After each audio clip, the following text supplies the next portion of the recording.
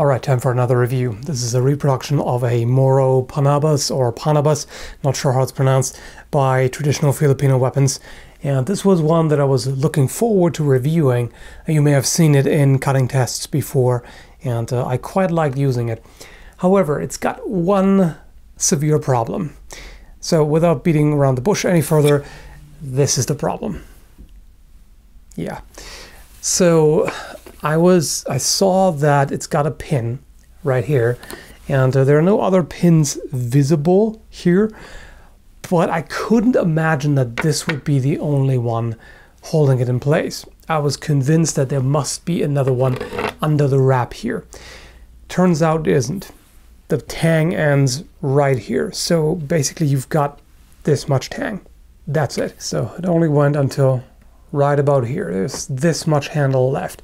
And it's kind of weird. I felt in hindsight, now that I'm seeing this, I feel kind of stupid because when handling this, I was wondering, why is it so oddly light? It just felt like lighter than it should be. And the balance was kind of strange. So I should have figured out that the reason is because it is not full tang. And yeah, where did I even start with this? It's kind of awkward to start a review of something that's broken, because normally I talk about, the materials and how it handles and how it performs and all of this, but now you already see what happened here, and this is what draws the attention, so I kind of have to explain this first. So after a lot of cutting tests on water bottles and tatami mats and all that, I wanted to do a bit of durability test the way I normally do, and so far that has worked very well with the TFW blades I've tested. In fact, this is the first time that I have any significant complaint, and what a complaint it is. But all the other ones have performed very well. They've performed well in wood chopping and cutting various materials. They were very strong and durable and well made and well assembled. And this one here, according to the description on the website, this was used as a tool as well, not just a weapon for clearing brush and things like that. So I figured, no harm done in chopping some wood. The first piece of wood that I split, that was fine, but then I chopped fairly lightly into a larger piece of wood, and yeah, this is what happened. Unfortunately, I don't have footage of that because I was just using my slow-mo camera at the time, and it's set up so that when you press record, it records the prior 4 seconds. And when this broke, I was just standing there dumbfounded, and it took me a moment to actually, gather myself and be like, oh crap, the camera. And by that time it was already done, so I didn't catch this, unfortunately. But yeah, that's what happened. And as I said, this wasn't even a hard strike or anything, and I suspect that with prolonged use, even if it's just tatami cutting, things like that, lighter targets, eventually I have a suspicion that this may fail even if you're not chopping into wood. So I'm going to talk about the positives in a moment, and there's plenty to like about the blade itself. I just want to get the obvious, the elephant in the room, out of the way first. Okay, so here's a look at the inside. The gray stuff looks like epoxy to me, and that in and of itself is not necessarily a problem. Epoxy can be pretty good if used well. Now my problem with this, among other things, is look at this right here. You see how little wood there is? This is almost entirely epoxy. So there isn't a whole lot to support it here as far as the wood is concerned. This end here, I'll give you a look at that as well. So there's the tang. There's really not much tang here to speak of, which is exactly the problem. So I was expecting the tang to go at least this far, because that seems like that's the point of the wrap here. And I'll talk about some examples of antiques in a moment. So that seems like that's the entire point. It would keep the wood together and prevent it from splitting, or even if it does, would prevent it from, opening up, essentially. And that's not the case. So that was really surprising and disappointing. This is essentially asking to break. I wanted to avoid treating this too harshly, so I was looking up original antiques of this type to see how they were assembled, because I figured, okay, if that was made the way the originals are, then it's still a problem, but at least then they had a reason. But it looks like they all went at least to about here. Some of them have iron bands, which is of course even better.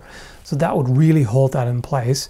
And on some of them you can even see on the side, either the tang is sticking out or the tang is exposed. So you can see the tang is a lot longer than this. And I've also seen at least one that has pins all the way at the end of the handle. So that seems to be entirely full tang. So this is not how they were made originally. So that's not an excuse either. All right, now onto the good things. First off, this is totally salvageable. I'm going to ask the local blacksmiths here if one of them would be interested in turning this into a one-handed version. Now I could do this myself if I had a workshop. It's not that difficult. You just have to remove this and make a new handle and mount it and pin it to it. But as I said, I don't have any way to do it in a rental apartment.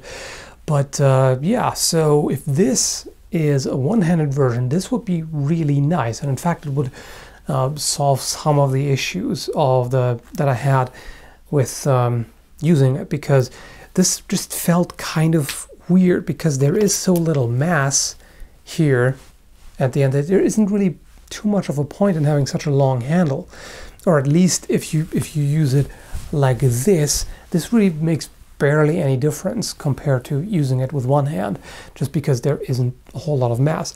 If you, I can't do that anymore, but if you choke down all the way, then yeah, that did make a bit of a difference. But either way, it was really, really light. You know, there is such a thing as too light. If this was heavier, it would still be very agile and quick, and you could still swing it basically at the speed of your arms. And that would be just fine. Then there would just be a little more mass, it would hit harder, and would be more stable, obviously.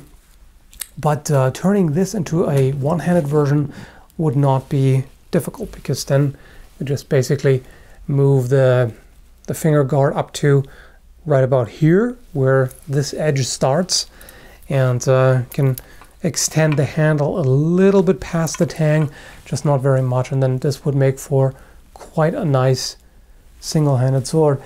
And I very much like this blade shape. The recurve is, you know, not only does it look great, but it also performs quite well. You can imagine that this kind of recurve here is very effective at slicing, because if you draw this through a target, as it curves down into the belly of the blade, it, you know, digs more and more into the material, and then you can, at the end, you can have kind of the slicing motion.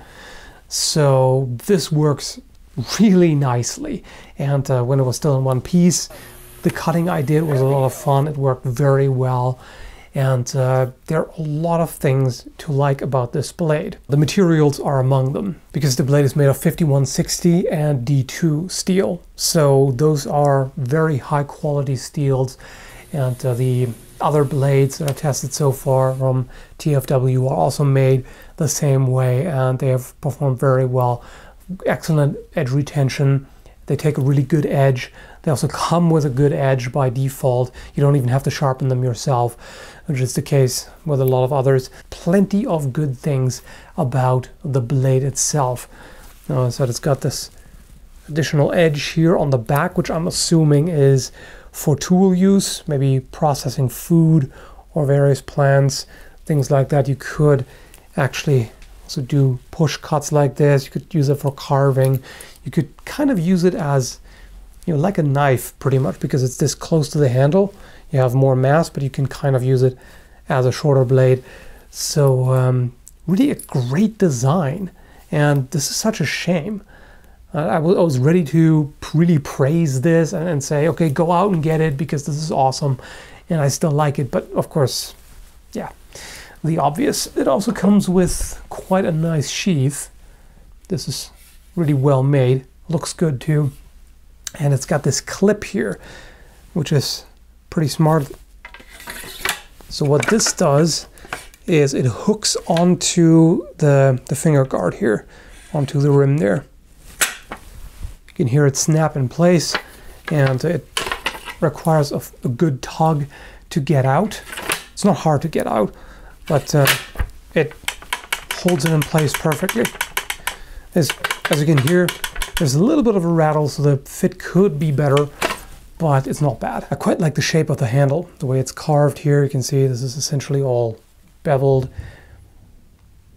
which makes it feel very good in the hand, and it flares toward the end, which helps keep it in, keep a secure grip on it. So I guess that's all I can say about it right now.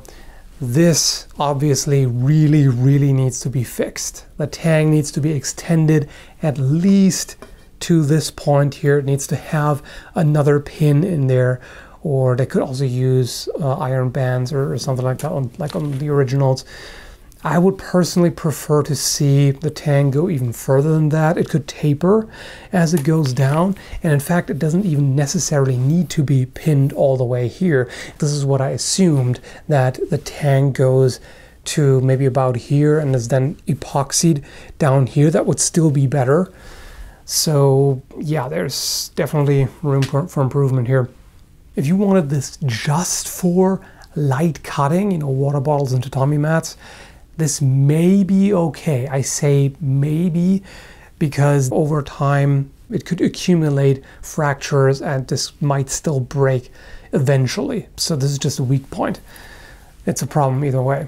But other than that, I said the blade in and of itself is awesome. If you just want to get this as a project blade, essentially, and just remove the handle, maybe you could look for a used one or one with defects, which Call of Athena sometimes offers. And you could just take that off and make your own handle, things like that. That would totally work. But yeah, the way it is, you know, for just general purpose, I can't recommend it, obviously, because of this problem. But I'm still going to enjoy this one when it's customized and turned into a single-hander.